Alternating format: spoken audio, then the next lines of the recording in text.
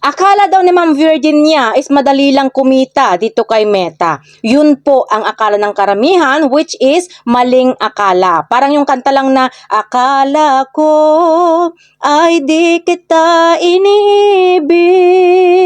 Yun pala iniibig niya, maling akala pala.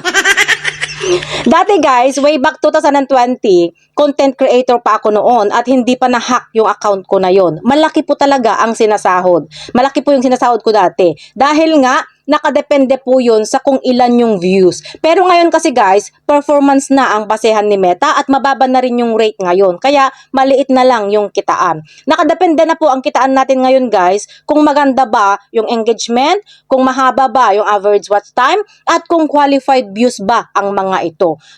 Kahit pa guys, million-million ang views mo, kung hindi naman qualified yung views mo, useless lang. Kaya ang masasabi ko lang sa inyo guys, gumawa lang ng mga engaging and valuable content para siguradong panoorin nila ang mga videos ninyo.